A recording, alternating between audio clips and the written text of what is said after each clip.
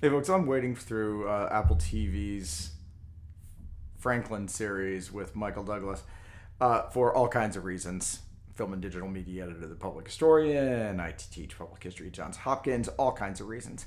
In order to try to understand where public history storytelling sits within the streaming era, and how producers and directors of adaptations such as this is the adaptation of an Ishii biography of Franklin, actually are actually produced, right?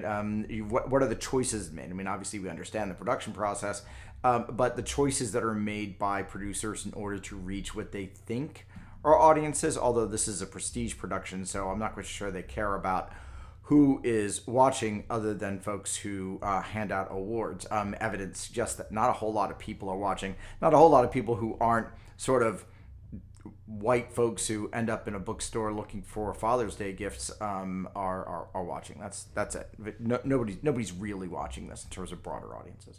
But one of the things that it's sparking in me, and having read a lot of the reviews from Hollywood Reporter, Variety, I mean The Guardian, I mean it's the places where I normally get my news, but also the broader kind of reviewing the reviewing critic community. It's and seeing sort of how it is not really hitting well with them as a production. So I'm wading through it now so I can just evaluate it on my own terms. And in a public history sense, it's really not a matter of whether I like it or not. I mean, in general, I kind of hate these kind of things. But you can kind of put that aside and just evaluate it. Now, I always evaluate it based upon its value for public history, right? If public history is about the stories that we tell about the past and the present, making sure the stories are authentic and making sure that the way we're telling them actually makes that past meaningful to audiences, which means that makes it useful to modern audiences, because more intelligible, because it makes more sense of their present, then that's how I evaluate it. Is it useful, or is it not? Is it counterproductive? Does it distort the past? In that sense, this is shaping up to be kind of a nothing burger, because nobody's watching it.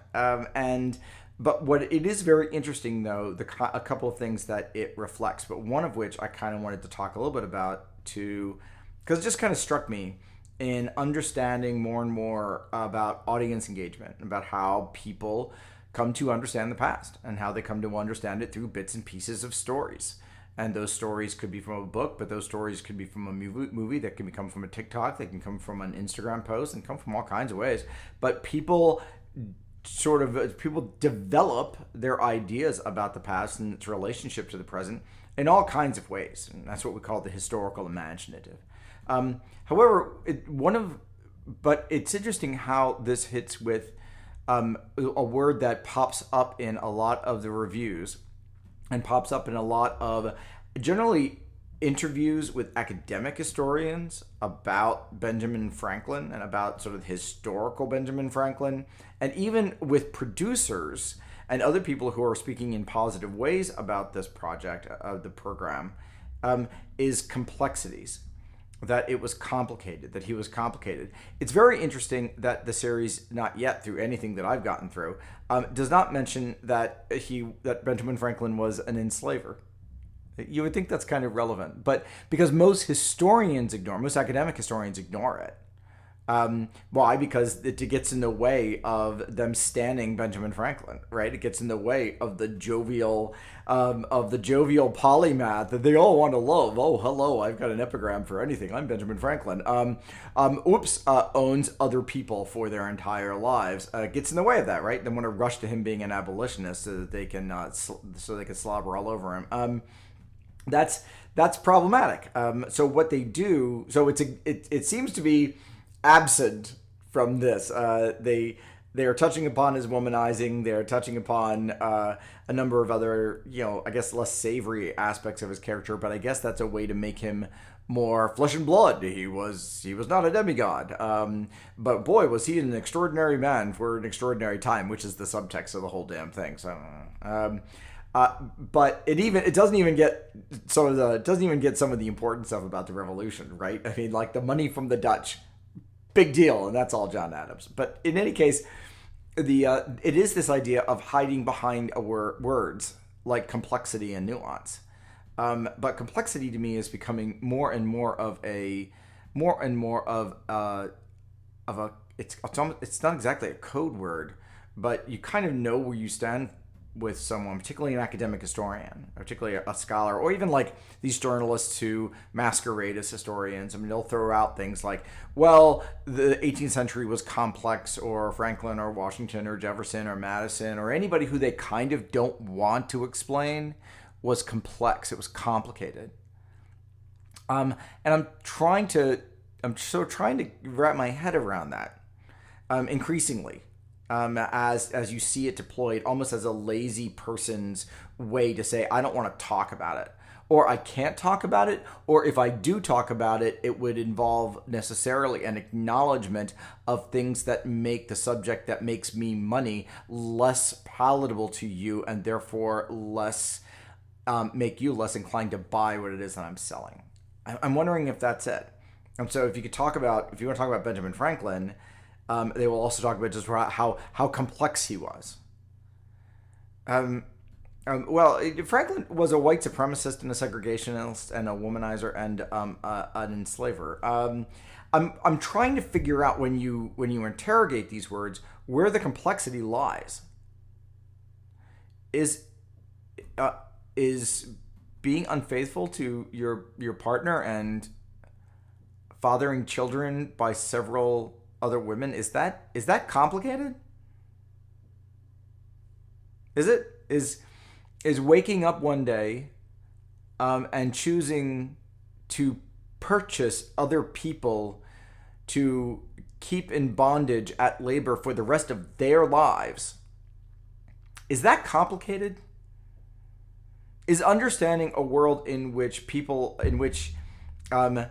Franklin is just tacking with whatever political winds are blowing in what he thinks is the right direction for him, is that complicated? Are any of these things complicated? I'm asking. Because the word is used all the time. And it's particularly word used by people who want to be in some sort of position of assumed authority. Like storytellers, filmmakers, right? Whether they're a documentary filmmaker like Ken Burns, or whether they're the folks who produced this for Apple, or whether it's Stacy Schiff who wrote the biography, or whether it's Joanne Freeman, or wherever it is that you will hear, well, it was complicated. And I'm wondering whether that is just a way of saying, I don't want to talk about it, because otherwise it's so patronizing. By saying that it's complicated, by Benjamin Franklin was complicated, the 18th century was complicated, is that just saying that you won't understand, only I will? And therefore you have to come to me for the explanation about the complicated 18th century world. Is it complicated? Is wanting to go ahead and not return to the United States because people there know who you are, and therefore you could be some other place in some other country in which you can just create a whole new version of yourself for that audience who loves you, in the case of Benjamin Franklin, is that really complicated? So when people say, well, the past is full of, we have to make sure that we're understanding the past and all of its nuance and complexity, I understand what those words actually mean, but what have they come to mean when it comes to discourse about the past? Especially when it comes to what other people call difficult history, what we just call fucking honesty. Hypocrite, brutalizer, womanizer, oppressor, dehumanizer. Nothing wrong with those words. Those words mean what we say. They have meaning and they're precise. We need to understand the nuance of womanizing, oppressing, inflicting suffering on others, on pursuing one's own self-interest to the exclusion of other people's interests, such as your own son. Just never talk to him again, William. Anyway, I'm just curious, and I'm curious as to how, as we're embarking on a new semester of public history practice, and we're going to have these conversations, just about what are you encountering these words like nuance and complexity, which we should be promoting, but in their real sense, but are they actually being used more as curtains that people can draw over themselves to keep them talking about